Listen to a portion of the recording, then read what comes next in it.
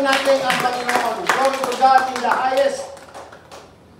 Praise God. Okay.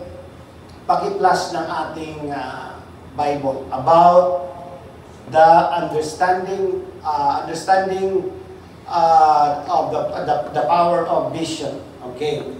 So, maging sa natural vision, di ba pag nagpa-check up kayo ng mata, sinasabi ng optometrist, yung vision natin, ano ba yung vision? Sinasabi nila yung vision. May power po yung vision naturally. Okay, kung para ano ka, farsighted or nearsighted ka. Okay. May vision po ang ating mga mata. But we have another set of eyes. We have two sets of eyes. Ang iba po sa atin, ang alam natin, isa lang ang set ng ating mata, ito lang. So ang nakikita po nito, yung mga natural things. We cannot see spiritual things sapagkat hindi pa natin alam. In Ephesians chapter 1 verse 18.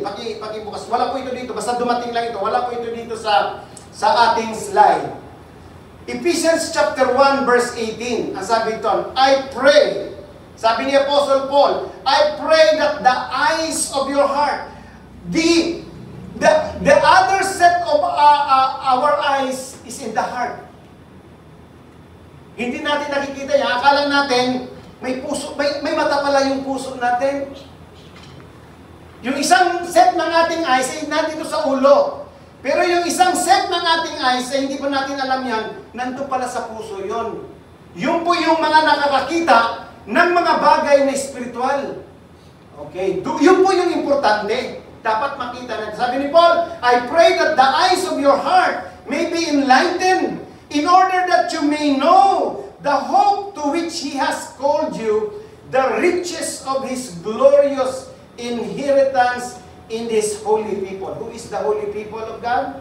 We are the holy people of God. Malawak daw ang inheritance natin pagdating ng araw. Okay, praise God. Di ba kayo excited noon? Dapat makita natin. Okay, makita ko natin. Now, let's continue. Nung nakaraan po, ay natalakay po natin, hindi ko na po babalikan yun, itutuloy ko na lang sa number 5. This is the purpose of God's vision.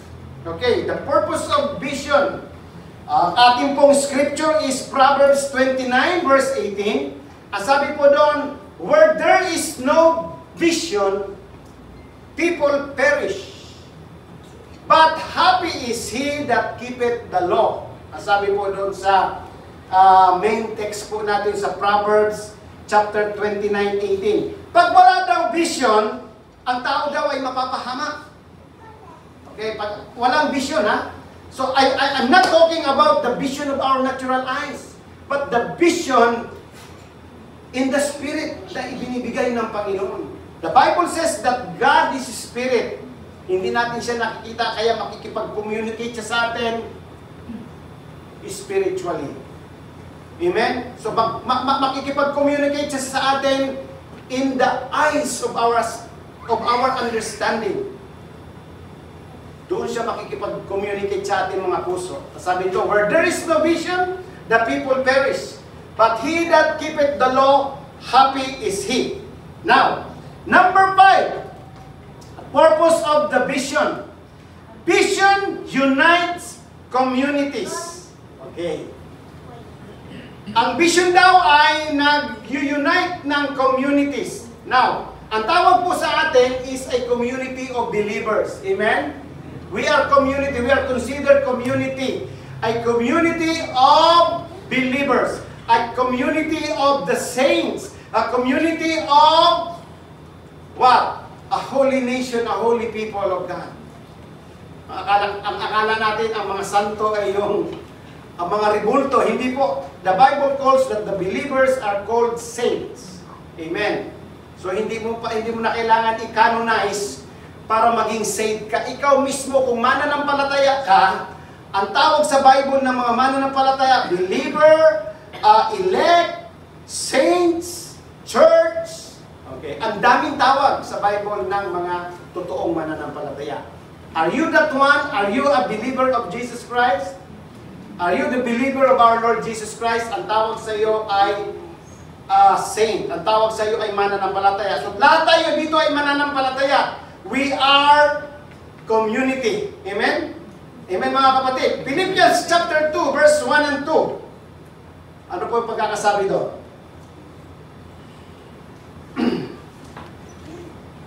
Therefore, if you have any encouragement from being united with Christ, if any comfort from His love, if any common sharing in the Spirit, if any tenderness and compassion, verse 2, then make my joy complete, sabi ni Apostle Paul, by being like-minded, having the same love, being one in the Spirit and of one mind. Okay, nakita po natin? Na kapag itong vision, okay, ay dumating sa atin, mga buhay, lalo na sa community sa atin, mga mananampalataya, ang sabi doon ni Apostle Paul, nangyayari po sa atin, being one in spirit and being one mind. Nakikita po natin, vision unites the community. Amen? Being believers. Hallelujah. Magbibigay po ako ng example ng perfect unity in the Bible. Hallelujah. In the Old Testament, in Exodus chapter 25. Okay. Chapter 25, verse 1 to 9. Babasahin po natin ito. Huwag po tayong magmamadali. Atin pong tatalastasin ang mga salita na ito ng Diyos kay Moses. Verse 1, the Lord said to Moses. Sino po yung nagsabi kay Moses? The Lord, ang God, ang Panginoon. Verse 2, tell the Israelite to bring me an offering. You are to receive the offering from me, from everyone whose heart prompts them to give. Okay. Verse 3, these are the offerings you are to receive from them: gold, silver, and bronze. Pwede pakipalitan ng translation. King James Version. Okay. Parehas lang po yan at saka ng NIV. Yan, offering pa din. Okay, sabi doon, offering. Pero sa ibang translation, it is a contribution. Okay, sa NASB. Okay. Sorry po ha, akin lang inilalagay yung mensahe sa mas malinaw. Okay. This is the contribution which you are to raise from them. Noong araw po, uso na yung fundraising. Okay, may mga magtatanong sa inyo, ano ba yung church ninyo? May mga fundraising ba dyan? Kasi ayaw kong dumalo doon sa mga church na laging humihingi ng fund. Pero kung titingnan po natin, ang Lord, ang Panginoon, during the time of Moses, humihingi na siya ng contribution sa mga tao, sa Israelites. Okay, binasa po natin yung scripture. O, di ba? Biblical po tayo ngayon kung titingnan natin. This is the contribution which you are to raise from them. Okay. Akin na yung gold mo, sabi ni Moses. Ano? Gold, silver, and bronze. Okay. Verse 4. Blue, purple, and scarlet material. Fine linen, goat hair. Yung mga bagay niya nung araw, mga ano yan. Mga expensive. Okay. Verse 5. Rams, skin, dyed red. Porpoise skins, acacia wood. Oil for lighting, spices for the anointing oil, and for the fragrant incense. Okay, verse 7. Onyx stones and setting stones for the ephod, and for the breastpiece. Sorry sa akin diction, nagkakamali. Let them construct a sanctuary for me, that I may dwell among them. Okay, sabi ng Panginoon.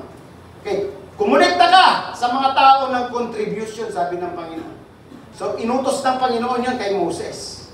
So, it's biblical. Kung ang church ngayon ay nagre-raise ng contribution para sa isang project, sa sanctuary. Sabi doon, sanctuary. Ano ba yung sanctuary? Or, maliban sa sanctuary, ang tawag po doon ay, dito. Ha? Hindi altar. Meron pang isang term dyan. Okay? Tabernacle. Tabernacle. After the sanctuary and tabernacle, nung panahon ni Solomon ay naging temple. Okay. So, doon sabi ng Panginoon, mangulikta ka. Okay, mangulikta ka, sabi ng Panginoon. Okay, let's open our Bible once again in the book of Exodus. Exodus pa rin 35, verse 4. Exodus 35, verse 4. Nagsalita ang Panginoon kay Moses, sabi, mangulikta ka ng contribution sa mga tao. Ang sabi ngayon sa verse 4, dito sa Acts chapter 35, Moses spoke to all the congregation of the sons of Israel. Sabi ni, ito, parang ganito. Ito si Moses, kunyari si Moses, sabi ni Moses, he speak to the congregation of the sons of Israel saying, this is the thing which the Lord has commanded. Sino nag-command? Hindi si Moses, kundi ang Lord. Saying, ano sabi niya sa verse 5? Kasi hanggang 10 yan. Verse 5, take from among you a contribution to the Lord. Whoever is of a willing heart, let him bring it as to the Lord's contribution. Gold, silver, and bronze. Verse 6. Ayan, inulit lang, ano? And blue, purple, scarlet material, fine linen, goat's hair. Verse 7, and ram skins dyed red, and porpoise skins, and acacia wood. Verse 8, and oil for lightning, and spices for the anointing oil, and for the fragrant incense. Verse 9, and onyx stones. Yan, kanina sinabi na rin yan. And verse 10, let every skillful man among you come. Ito yung mga skillful man. Yung mga magagaling, maaaring mga panday, mga karpintero, lahat ng mga magagaling magtrabaho nung araw. And make all that the Lord has commanded. Sino nag-command? Ang Panginoon. Sino nagbigay ng vision kay Moses? Ang Panginoon. Sino nagbigay ng vision sa congregation? Ang Panginoon, ang Diyos. Sa palagay nyo kaya, bakit tayo naririto sa lugar na ito? Nagdahil pa sa tao? Sino nagbigay nito? Ang Lord. Yan, praise God. Ang Panginoon. Ito ba ay ginawa ng mga Israelita? Did the son of Israel obey God? Did the son of Israel obey God? Yes. Lahat. Pati gold nga eh. Gold, silver, bronze. Lahat ng mga materials nung araw na kailangan ng tabernacle or sanctuary, pinagkaloob nila. What is the purpose of the sanctuary? What is the purpose of tabernacle? Ang sabi ng Panginoon doon sa verse 25, verse 9, that my presence will be upon them. Kaya nga sabi ko sa inyo, kapag nagkakatipon-tipon tayo rito, sabi ng Bible, God's presence is within us. Amen? Naniniwala po ba kayo doon? Amen. Praise the Lord at nagpapasalamat po ako dahil minsan yung mga cellphone natin ay atin na pong sinusurrender kasi minsan nagiging sagabal. Amen? Minsan may mga interruption may hindi nakikinig. So magiging discipline na talaga tayo para mapapakinggan po natin ang salita ng Diyos ng maayos. Okay. Sabi ng Bible that I may dwell in them. That's the purpose of construction or for sanctuary. Yan po mga kapatid ang pinaka-purpose.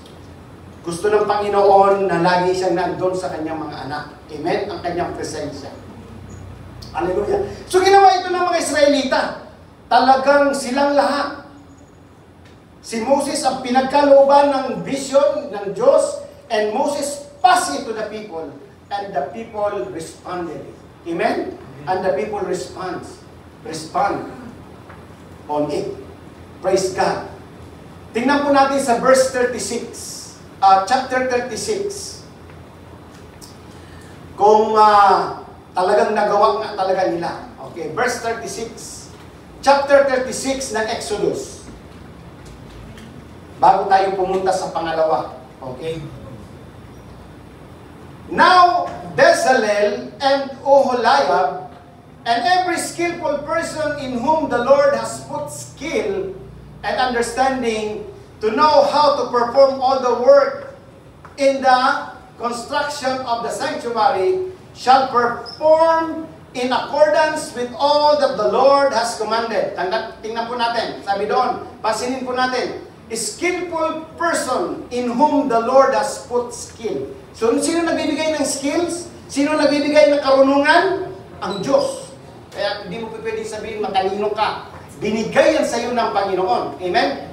Huwag mong sabihin na ikaw ay skillful, magaling, maganda ang boses, kung ano pa ba, katulad ng boses ni Nanay Naida, bigay yan ng Lord. Di ba? Nanay Naida na, bigay ng Lord sa iyo. Kaya, praise God, ayaw huminto ni Nanay Naida na umawit. Kahit tapos na, ipinagpapatuloy pa rin. Hallelujah, palakpakan natin ang Panginoon. Kasi alam niya, nagregalo sa kanya yun ng Lord. Lahat ng skillful person, sabi in whom the Lord has put skill and understanding to know how to perform all the works in the construction of the sanctuary shall perform in accordance with all that the Lord has commanded. Okay. Ano ba yan? Verse 2. Then Moses called Bezalel and Oholiab and every skillful person in whom the Lord had put skill, everyone whose heart stirred him to come to the work to perform it. Verse 3. They received from Moses all the contribution. Ayun na. Tinanggap ng mga skillful men ang mga contribution ng tao. Nandun na, binigay na ni Moses, which the son of Israel had brought to perform the work in the construction of the sanctuary.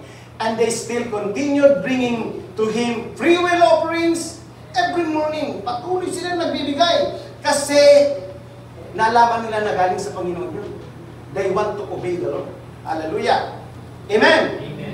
Ang mga BICCM congregation ba ay handang sumunod sa Panginoon? Amen. Amen. Palakpakan po natin ang Panginoon. Hallelujah. Kaya yun nga yun itong magawa sa akin ng Diablo. Kasi mga kapatid, kapag nag-unite po tayo mga kapatid, magiging impact po tayo dito sa community, dito sa town and country. Hallelujah. Praise the Lord. So verse 4. And all the skillful men who were performing all the work of the sanctuary came, each from the work which he has performing. May mga specific na trabaho na sila kung anong gagawin nila doon sa sanctuary. Hallelujah. Verse 5. And they said to Moses, the people are bringing much more than enough. Nakita po natin, sabi ng mga tao, sabi ng mga skillful men, sabi doon, the people are bringing much more than enough for the construction work which the Lord commanded us to perform. Verse 6. So Moses issued a command. Ito na si Moses, siguro nag-issue siya ng command. Sabi doon, and a proclamation, nag-proclaim si Moses, was circulated throughout the camp saying, let no man or woman any longer perform work of the contributions for the sanctuary. Thus the people were restrained from bringing any more. Verse 7. For the material they had was the material they had was sufficient and more than enough for all the work to perform it. Nakita po natin? More than enough na, sabi ni Moses. Tigil na! Tama na! Praise the Lord. Ganun po sila mag-perform ng obedience sa Panginoon during that time. At verse 8, tingnan natin sa verse 8. All the skillful men among those who were performing the work made the tabernacle with 10 curtains of fine twisted linen and blue and purple, yung mga kutina, ang kanilang tabernacle, scarlet material with a cherubim, to work of a skillful workman, Bezalel made them. Kita po natin. Hallelujah. Nakita po natin. Pakita po natin na mga Israelite ay talagang sumunod. At sabi ng Bible, more than enough. Dapat makuha natin ang prinsipyo po dito mga kapatid. Okay, hindi tayo mga Israelites, but we are the church. Amen? Mga church tayo. Mas matindi dapat ang pagsunod natin sa Panginoon. Amen? Because God has changed our lives. Ang buhay natin na dating kuripot ay hindi na tayo nagiging kuripot kapag bigay. Amen? Praise the Lord. Sabi nga ni Sister Nanette, pagkano yung iyong ang tip sa iyo ni Prince Sultan? Buhay pa si Prince Sultan noong araw. Pero patay na si Prince Sultan, di ba? Okay. Praise the Lord. So, 1,000. Magkano ang ties nun? Magkano ang nag-ooperate ka na nun? Nagtatice ka na nun? Amen, praise the Lord. So, nagbibigay na si Sister Nanette noong araw. Praise the Lord. So, dito, makikita po natin mga kapatid, na yung unity sa lahat ng pagkakataon ay kinakailangan ma-exercise at ma-practice po natin para ma-accomplish po natin ang ipinagagawa sa atin ng Panginoon. During the time of Moses, naitayo ang sanctuary because of the contributions of the people, of the congregation. Sino pa dito sa'yo nagbibigay ng contribution? Sino na ba sa inyo? Lahat ba tayo dito? Nagta-tithes and offerings? Amen? May mga proyekto pa tayo. Sa totoo lang mga kapatid, hindi pa ito tapos ang ating bahay palambahan ng Panginoon. Dito na si Alinas Pastor Toto, kinonvert na yung mensahe dito sa gawain. Ganun din naman ito eh. Sanctuary din naman ito ng Lord, di ba? Sa panahon natin. Tapos na sila nung araw. Anong gagawin natin? Magbigay ho tayo ng contribution.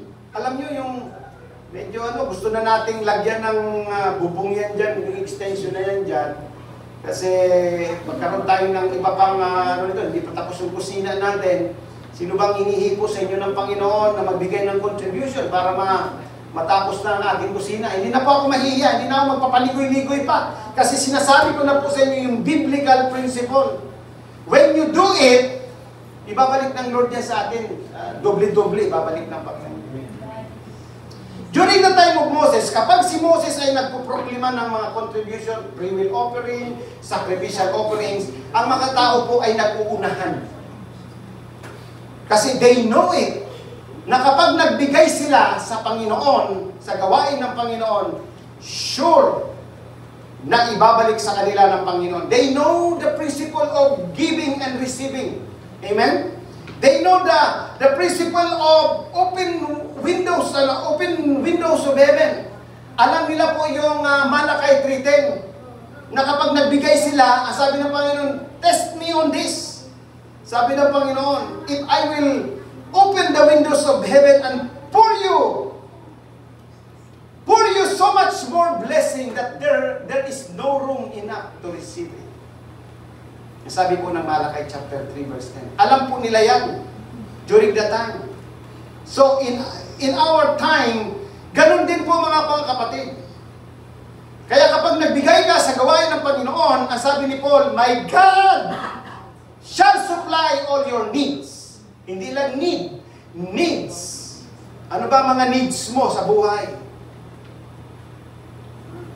He will supply all your needs according to His riches and glory in Christ Jesus.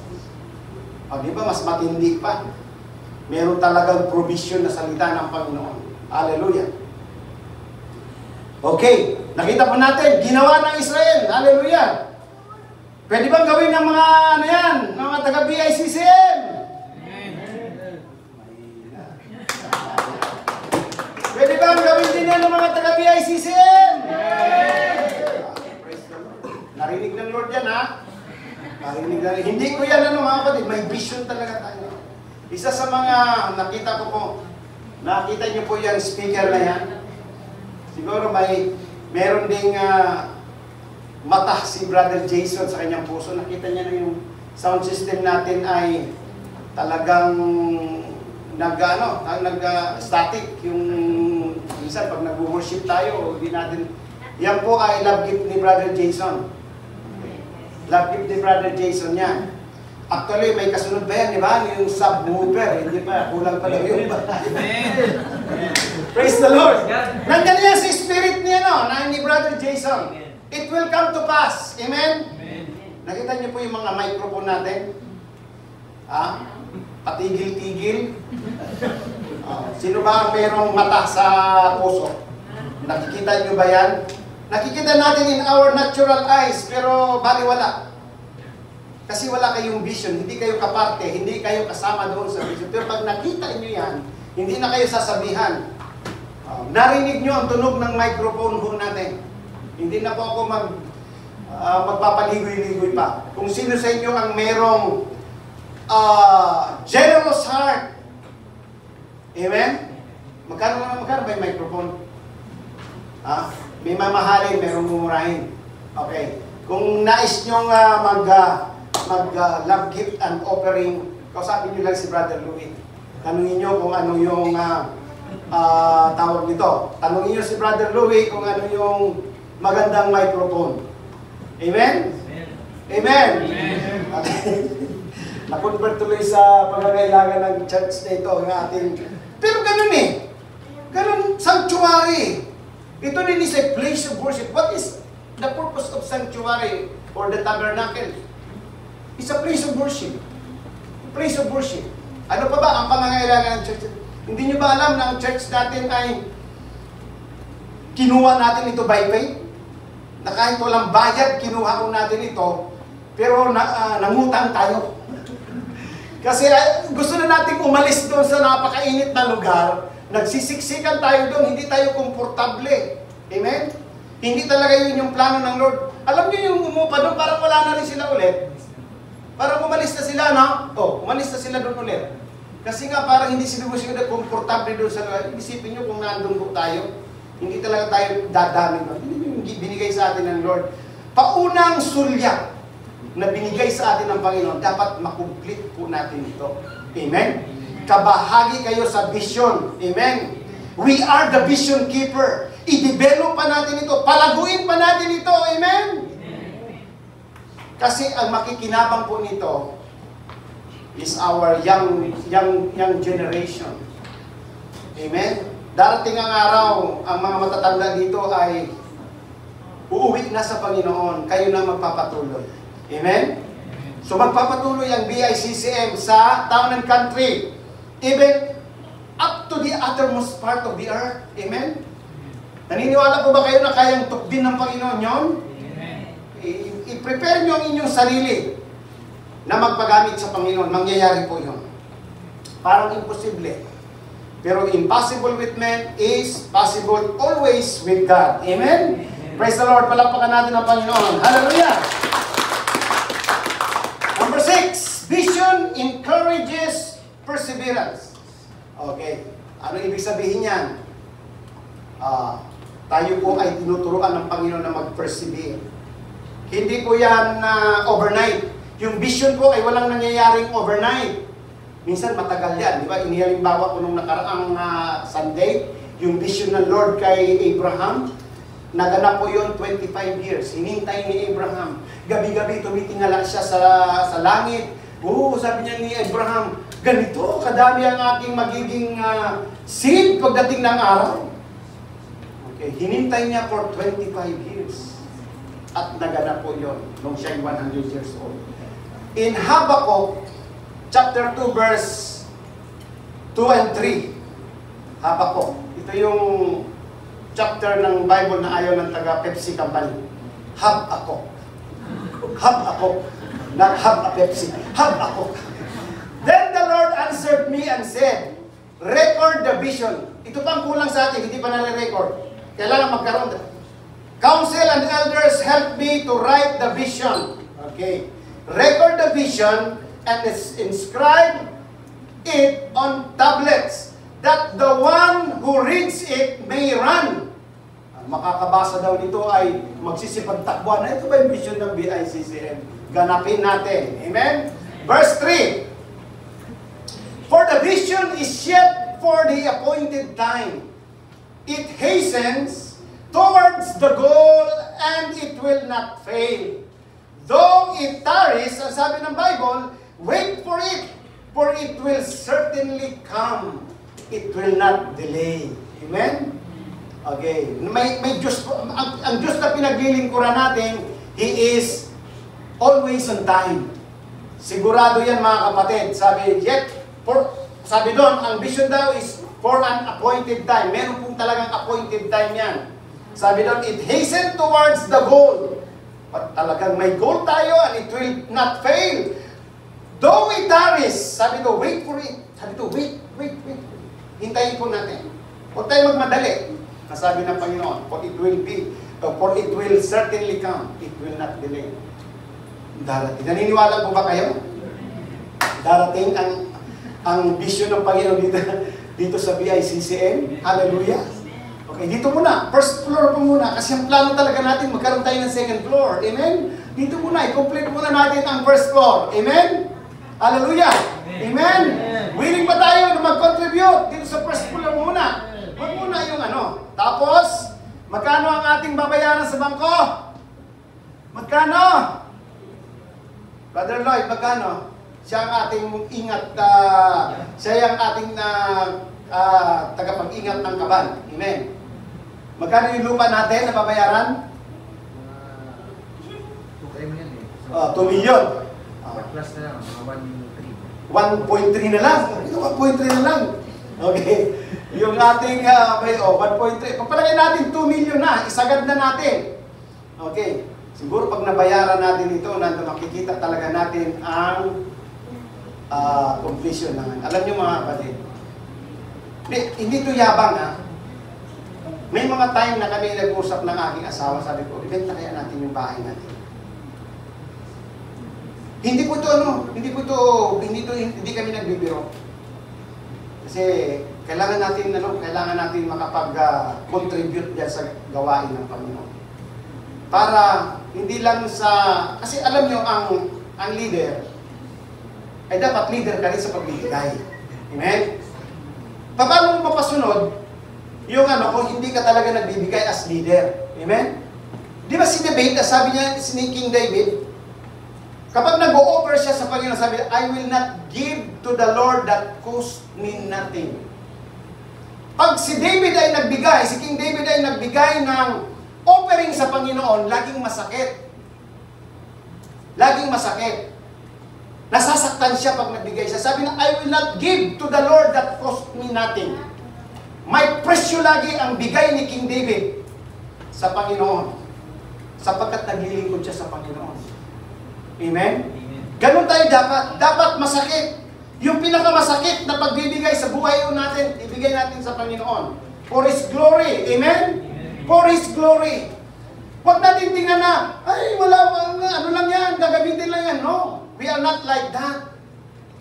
Amen? Naintindihan natin ang Bible. That's why we study the Bible. Amen? Kaya nga may mga reference tayo lagi kasi doon natin kinukuha yung principle ng salita ng Diyos. Hindi magkakaroon ng katuparan ang plano ng Lord sa BICCM kung hindi tayo magkakaisa. Amen? Huwag na natin ibaling ang ating paningin kay Manny Pacquiao, kay sa Jeddah. Ang sabi doon, congregation eh. Sabi ng Panginoon, collect the contribution to the congregation. Sabi ng Panginoon kay Moses.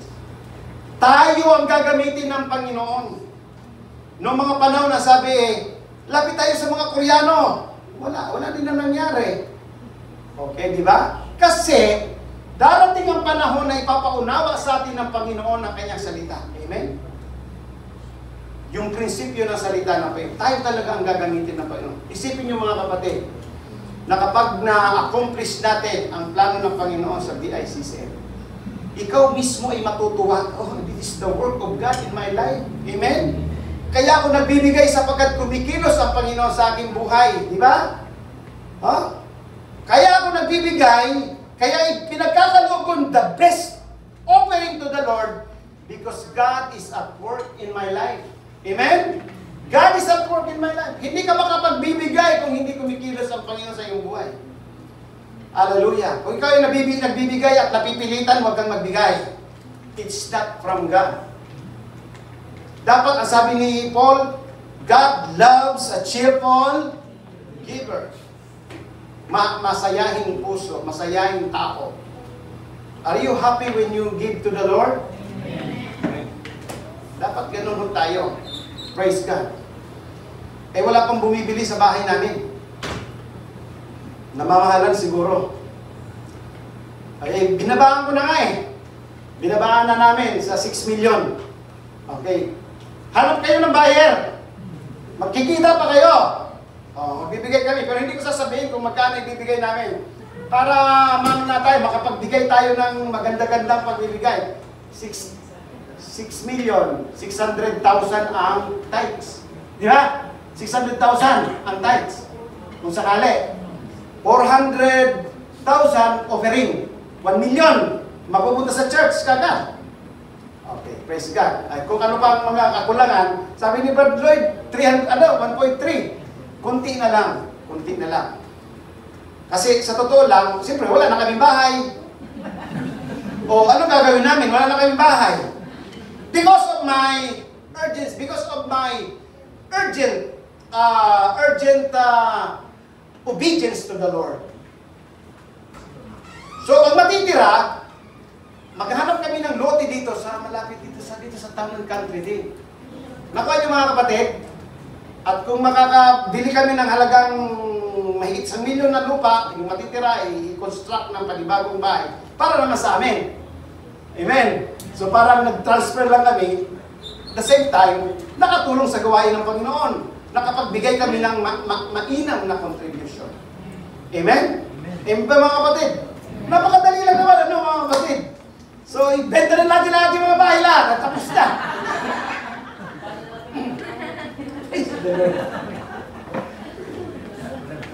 Benta na natin ang ating mga bahay lahat. O hindi ganun. Kung walang command sa iyo ang Panginoon, walang tawag dito. Walang sinasabi sa iyo ang Panginoon personally, ay huwag mong gawin. Pero biblically speaking sa mga kapatid, ano yung prinsipyo? Di ba? Si Haring David, sabi niya, I will not give to the Lord that cost me nothing. Laging may presyo, laging mahal, laging may masakit ang pagbibigay. Kung gusto mo talagang maluwalhati ang Diyos, yung talagang nasasaktan ka, pagbibigay. Amen? Amen mga kapatid, hallelujah. So, in Habakkuk chapter 2, verse 10, natatapos na po natin. Mangyayari yun mga kapatid. Mangyayari talaga yan. Believe me, mangyayari yan. Kaya tayong lahat ay narito. Ang bawat isa ay may parte sa vision na yan ng Panginoon. Amen? Number 7, vision transforms lives. Yan. Kapag natupad po natin ang vision na ito, kapag nagawa po natin, it transforms our lives. Bakit? Kasi kabahagi ho tayo, natuto na tayong sumunod sa Panginoon. When we obey God, it transforms our lives. Amen? Hallelujah! Romans chapter 12, verse 2. Pakibas, and do not be conformed to this world. Okay, di ba ang mundo, ang sabi magpayaman ka na lang, magpayaman. Okay. Ipunin mo na lang ang makukuha mo sa mundo. Huwag ka na magbigay dyan sa gawain. Hindi yan. Gagamitin lang yan kung saan. Be transformed, but be transformed by the renewing of your mind, so that you may prove what the will of God is, that which is good and acceptable and perfect. Hallelujah. Amen, mga kapatid? Vision transformed life. Kapag hindi na tayo nagkumumporme o hindi tayo umayon sa takbo ng mundong ito, it transform our minds, sabi doon, by the renewing of our minds. So doon na natin mapuprove kung ano talaga ang plano ng Lord, ano ang kalooban ng Lord. Amen? Kung ano yung mabuti at katanggap-tanggap at ganap. At sabi doon, perfect. Hallelujah. So, ang verse na ito mga kapatid, this verse emphasizes the need for a transformed mind or mindset aligning with God's will for a life of purpose and fulfillment. Okay, nakuha niyo ba ang ibig ko sabihin? Hindi ko na isinulat dyan. Sa akin na ito mga kapatid. This verse emphasizes the need for a transformed mind. Kailangan ng ating mga kaisipan ay binago. Ang mga mindset natin ay nabago. Aligning. Okay, naka-align daw with God's will for a life of purpose and fulfillment. life of purpose. Alam niyo, pag ginawa po natin ang plano ng Lord sa DICCM, meron kang buhay na fulfilled life. Life of a purpose-driven life. Hallelujah. Amen? Kaya ba natin gawin yon, mga kapatid? Kaya, mga kapatid. Hallelujah. By the grace of God, kaya natin gawin. Kaya natin pagkaisin. Alam niyo yung 2 million, ano lang yan eh. Sa panahon natin, parang ang lit-lit na pera, no? Ang lit-lit na pera niyan. Mahirap lang banggitin ng million, pero sa totoo sa panahon natin ngayon, maliit lang na pera yan. Amen? Ang kailangan natin, medyo lakihan natin ang ating puso. Amen? Sa pagbibigay. Hindi talaga ako mahihiya sa inyo kasi ito nga, kasi ayaw ng diablo na sabihin ko ito sa inyo eh. Kaya nararatin ako na mental block ako. Pero this time, hindi ako papayag. Kailangan maihiyag ito, mga kapatid. Amen? Praise the Lord. Number 8. Dalawa na lang. Hindi ko inilagay sa tablet kasi bawal ang tablet eh. Bawal ang cellphone dito na sa notebook. Hallelujah. Para sure ako na dito sa notebook. Kasi baka sabi, bakit si pastor? Siya lang ang gagamit ng cellphone. Tayo wala. Kasi kinuha yung cellphone eh. Para lang kayo, makapag-concentrate kayo sa mensahe ng Panginoon. Okay, number 8. Visions deepens our relationship with God. Naniniwala ba kayo doon? Na kapag ikaw ay nag-flow in the vision of God, it deepens your relationship with Him. Hallelujah! Sabi sa Jeremiah 29:12 and 13, "Then you will call upon me and come and pray to me, and I will listen to you." Verse 13, "You will seek me and find me when you search for me with all your heart." Nakita po natin, makikinig na, magsisimula ng makinig sa iyo, Sister Lorna, ang Panginoon. Magsisimula ng, sabi ng Panginoon, na makikita mo siya. You will find Him when you search Him with all your heart. Ilan dito sa inyo ang gulong-gulo na hindi matagpuan ng Diyos? Hindi nyo natatagpuan ng Diyos sa inyong buhay? May ano po, something wrong. Okay. Kailangan maranasan natin ito. Amen?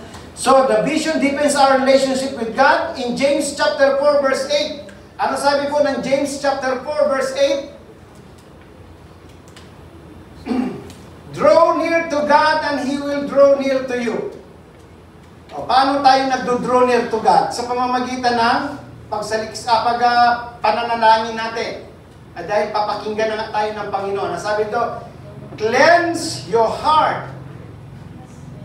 Cleanse your hands, you sinners, and purify your hearts, you double-minded.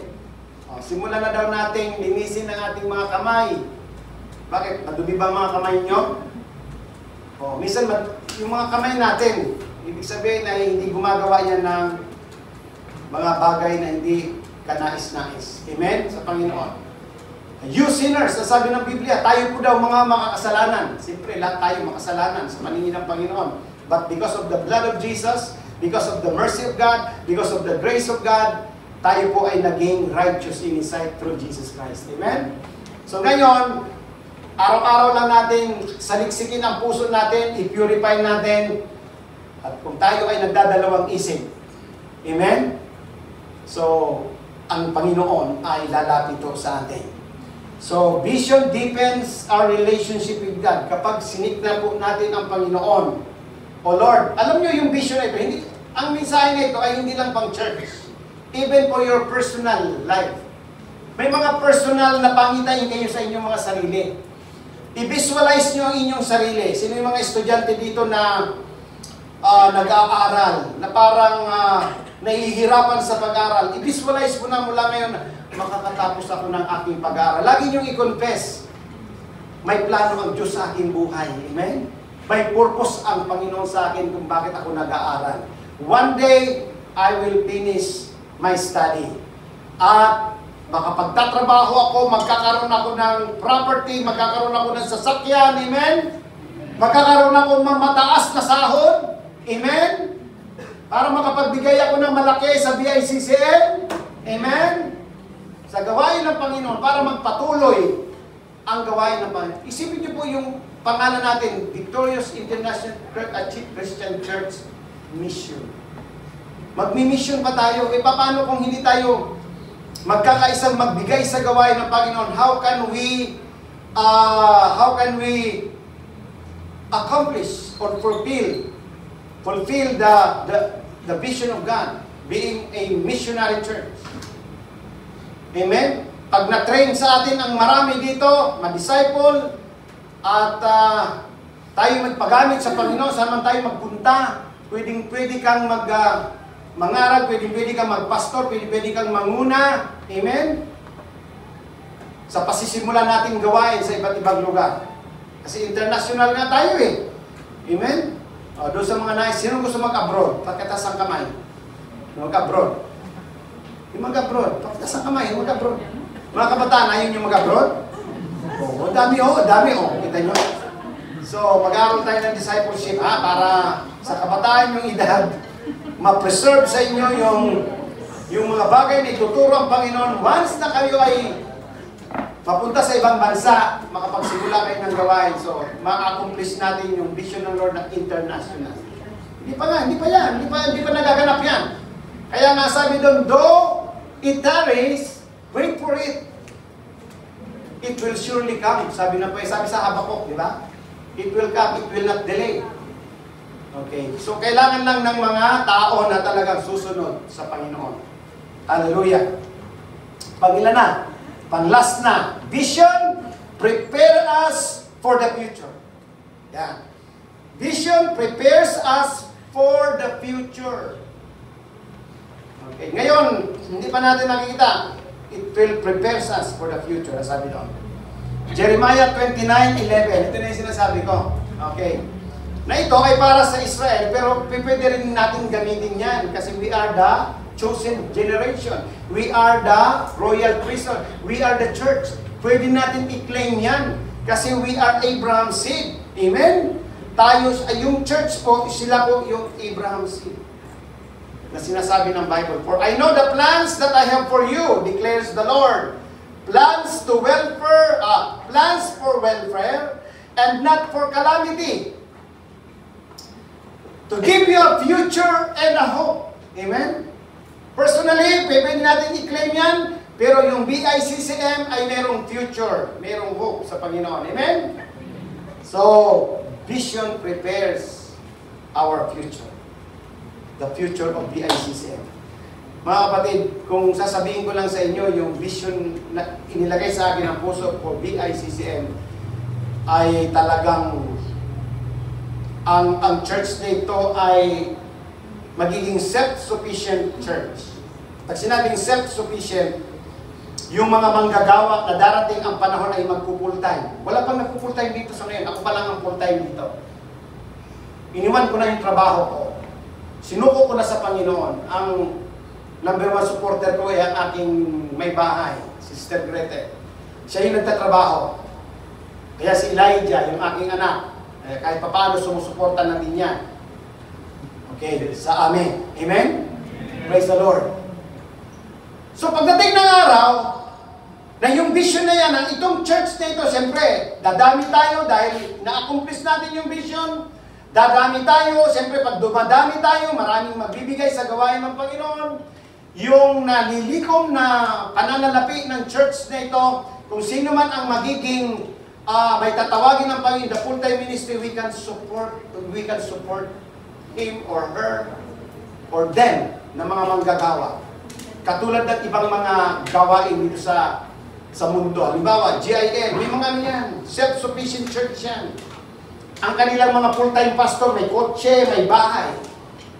Ay, hindi pa kaya ng BICCM. Siyempre, nagsisimula tayo sa maliit muna. Yung CCF. Yung mga pastor dyan, kumpleto yan sila. Hindi yan nagugutom. Kaya hindi yan tatrabaho. Ang kanilang trabaho, manalangin, mag-aral na salita ng Diyos so that they can feed the flocks of God. Para malusog ang church. Na yung ibinibigay nyo, na itutulong sa kanila at wala silang ginagawa. Isipin mo po, yung pastor na nagtatrabaho, halimbawa 8 hours, uuwi siya, pagod na yan, hindi na yan makakapagbasa ng Biblia, wala na yan. Kaya ang misahe niyan, ang misahe niyan ay hindi mo na maintindihan kasi wala na yan time kasi pagod na yan. Lalo na dito sa Pilipinas, 8 hours ang trabaho mo, yung biyahe mo, 2 hanggang 3 oras. Kung doon ka sa site o kung saan ka man lugar. Okay, di ba? Paano pa kung panggabi ka?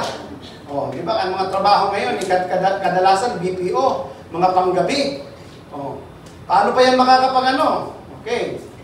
Mahirap mag-meditate na ng salita ng Diyos. Kaya pagdating ng araw, self-sufficient church ito. Magkakaroon tayo ng school. Amen? Naniniwala po ba kayo doon?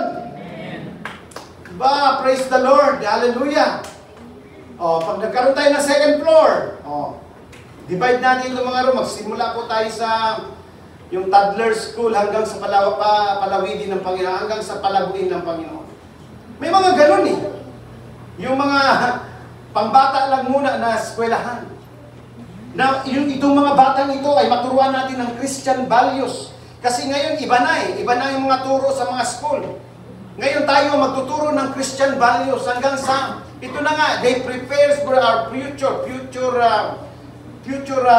believers. Ang gagamitin ay itong church natin. Pwede kayong mag-invest dyan mga kapatid. Kasi pagdating ng araw, kapag yan ay pinagpala ng Panginoon, makukuha mo din ang investment mo. Dahil hindi po ako humawak ng pera, ha? Ang humawak si Brother Lloyd. Iniiwasan ko humawak ng pera. Ako po ay nagpipreach. Ako po ay nagpipreach lang at nagtuturo sa inyo ng salita ng Diyos. Yes, I am your senior pastor. Ang aking responsibility and function is to care for you. To teach you from the Word of God. At pag nagsipaglago kayo, kayo na yung magbalik kaluwalhatian sa Panginoon. Amen? Hallelujah! Hebrew chapter 11 verse 1. Ang sabi sa Hebrew chapter 11:1, faith is the assurance of things hoped for, the conviction of things not seen. Nakita niyo po mga kapatid? Faith is the assurance. Okay. Sa aking note, sabi dito, vision defines faith as the substance of things hoped for. Ang vision daw is it defines our faith as the substance of things hoped for. Umaasa po tayo na maganap ang vision ng Panginoon. Hindi pa natin nakikita, ha? Hindi pa natin nakikita. But let's move in faith. Na inaasahan natin, kasi ito daw ang pananampalataya eh. It is the assurance of things hoped for. Umaasa tayo. The conviction of things not seen. Hindi pa natin nakikita. Pero we know na nandyan yan. Binigay yan ng Panginoon sa atin. Magkakaroon yan ng kaganapan. Amen? Wait for it. Ang sabi ni Habakkuk, it will come. It will surely come. It will not delay. Sabi po ng Bible. Hallelujah. Maging sa inyong mga plano sa buhay, maging sa inyong mga pangitain sa sarili nyo, mangyayari niyan. Kailangan lang gamitan natin ng pananampalataya. Amen? Amen. Palapakan po natin ang Panginoon. Hallelujah! Thank you, Lord. Yes. This verse suggests that faith in God's promises can provide a foundation for the future. Amen. Ito po ang magbibigay sa atin ng kaganapan in the future. Itong pananampalataya natin sa Panginoon. Nananampalataya ka ba? Gagawin ng Panginoon yung vision niya sa BICCM? That's the foundation of our future. Darating ang araw, magaganap yan. Tinagkaluban tayo ni Pastor Doming, Pastor Arsenio ng vision na sila po yung ating Tayo naman ngayon ang vision keeper. Amen? Anong gagawin natin? Magpatanga pa, magpa-easy-easy lang tayo. Hindi magaganap. Amen? So lahat tayo dapat umaksyon. Amen? Ibinigay ko na po sa inyo ang lahat ng reference. From Moses, Jeremiah, Apostle Paul, mangyari po ang kalooban ng Panginoon. Okay, in conclusion, tapos na po tayo.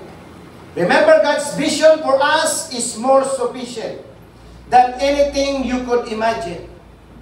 Okay, sabi sa Ephesians 3:20, reminds us that He is able to do immeasurably more than all we ask or imagine, according to His power that is at work within us. Nakita po natin, kayang-kaya ng Panginoon. Sabi doon. So, let us embrace God's vision for our individual lives, especially for our church. Let the Holy Spirit guide us towards a life of purpose, fulfillment, with eternal impact. Amen! Let's shout hallelujah! Hallelujah! Kayang gawin niya ng Panginoon. Glory to God! Purihin ang Panginoon. Mga kapatid, meron po akong ibibigay na malapit na po tayo mag-anniversary. So dahil ito po ang ating mensahe ng Panginoon, ito po yung BICCM 19th year, 19 na ba? 19? 19 or 18? Okay. BICCM's 19th year Thanksgiving Day celebration. Nilagay ko pong Thanksgiving Day celebration. Mas maganda kung Thanksgiving Day celebration. Yearly po natin ginagawa yan. Pwede naman anniversary celebration. September 2025, pinag-uusapan po namin kung ano ba yung date natin. Wala pa, di ba? Hindi pa sure? Ha? Meron na. Ito po yung ating magiging theme. Gusto ko po ang lahat ay sumama sa poll. Okay, so i-open nyo po yung group chat natin sa BICCM Worship Center. Ito po yung una. Embracing God's vision for all generation. Alam nyo po yung BICCM, ito yung generation ngayon. Pero let's embrace for all generations sa mga darating pang taon sa BICCM. Amen. Acts 2:17. Ano sabi ng Acts 2:17? Okay, Acts 2:17. Boboto po kayo dyan kung ano yung gusto nyong magiging team natin. Yan lahat po mga kapatid ay okay, walang problema niyan. Hallelujah. And it shall be in the last days, God says, that I will pour forth of my Spirit on all mankind, and your sons and your daughters shall prophesy, and your young men shall see visions, and your old men shall dream dreams. Okay, pangalawang team natin na ating pagpipilian. Trusting in God's purpose and plan. Okay, may plano ang Panginoon. Let's trust God's purpose and plan for BICCM. Hallelujah. Jeremiah 29:11. Nasabi na natin kung ano yung verse na yun. Ano, di ba? Okay, hindi na natin babanggitin yon. Nahirapan si Blessing magano ng Bible natin. The last one, number 3. Trusting in God's vision with determination. Okay. Trusting in God's vision in BICCM with determination. Tingnan natin sa Philippians chapter 3, verse 13 to 14. Brethren, I do not regard myself as having laid hold of it yet. But one thing I do, forgetting what lies behind and reaching forward to what lies ahead. Verse 14, I press on toward the goal for the prize of the upward call of God in Christ Jesus. Amen. So ngayon, ipopost yan doon sa group chat natin. Bumoto po kayo. Poll ano yan? Poll lang tawag? Poll ba tawag nun? Poll. Ha? Okay, poll. Okay. Kung sino ang pinakamarami, yun ang mananalo na magiging team natin. Sa ngayon ba kayo dyan sa team na yan, mga kapatid? Amen. Okay, pagpipilian po natin yan. Praise God. Now, ha? Dadagdagan pa natin? Number 3. Okay. Boto tayo dun sa ano para tingnan natin. Okay. Yan. Number 3 daw, okay, maganda din yan. Pero lahat yan maganda. Okay. At talagang ibinigay yan ng Panginoon sa atin. So, praise the Lord. Hallelujah. Dahil kabahagi po tayo doon sa vision ng Panginoon. Magsimula ko ngayon ay mag-pray tayo sa Panginoon. Personally, Lord, ano ba ang maiaambag ko? Ano ba ang may bibigay kong contribution para matapos namin ang first floor? Madami pa po ang gagawin po dito. Yung kusina, itong ating dyan sa labas, inire-ready lang natin. Kasi kailangan din natin talagang gawin yan. Tayo ba ay willing? Willing ba tayo na maging kabahagi tayo doon? Hallelujah. Walang nag-amen. Willing ba tayo? Amen. Palakpakan natin ang Panginoon. Let's all stand. Hallelujah. Praise the Lord. Hallelujah. Yes, Father God, nagpapasalamat po kami for the boldness of your word. Thank you, Lord, for giving us insight para makita po namin ang mga dapat namin gawin. Magawa po namin ang vision na ipinagkatiwala mo sa amin sa church dito, Panginoon. Help us, O God. Tinataas namin sa iyo, Panginoon, na ang vision casting namin na ito, Panginoon, ay hindi lang nagmumula sa tao, kung hindi ito'y galing sa iyo, Panginoon. Tulungan mo kami, Panginoon, na magawa namin ito, Panginoon. Maghihintay kami, Panginoon, sapagkat sinabi mo, though it tarries, it shall come forth, and it will not delay. Panginoon, salamat po. Magmula po sa araw na ito, O Diyos, kausapin mo, kaugnayin mo ang bawat isa sa amin.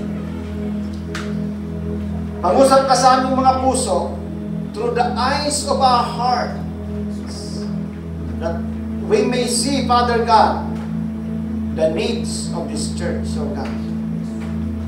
Yes, Lord, financially, Panginoon, meron kaming dapat bayaran. Hindi kami, Panginoon, naglilimita sa iyong magagawa sa amin, Panginoon. Turuan mo po ang bawat isa sa amin, O Diyos, katulad ni King David, Panginoon, na sinabi niya, I will not offer to the Lord something that cost me nothing. Oh yes, Lord, we pray in the mighty name of Jesus na matupad namin, Panginoon, as a vision keeper ay palalaguin pa namin, O Diyos, ang gawain ng BICCM sa pamamagitan ng iyong kapangyarihan, Panginoon, na kami rin ang gagamitin mo, Panginoon, O Diyos. The skillful men in Exodus, ikaw ang nagbigay ng talento sa kanila, Panginoon. Ganon din sa panahon namin ngayon. Hindi kami ang nagmamay-ari ng dunong namin, Panginoon, kundi kayo, Panginoon. Lahat ng ability namin ay galing sa iyo, Panginoon. We acknowledge that. And in Deuteronomy chapter 8, verse 18, ang sabi ng Panginoon, ikaw ang nagbigay sa amin ng kapangyarihan to accumulate wealth. Para makamtan namin ang kayamanan, ay ikaw din ang nagbigay nito sa amin. Lord, turuan mo kaming magbalik sa iyo, Panginoon, ng lahat ng ibinigay mo sa amin, O Diyos.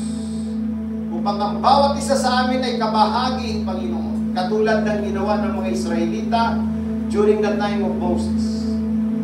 Oh Lord, thank you. You are so good. That's why we come in unison, Father God, worshiping your holy name. Acknowledge your presence in our midst. You are God, and forever God. Holy, holy, holy is the Lord God Almighty. The earth is full of your glory, as the waters covers the sea.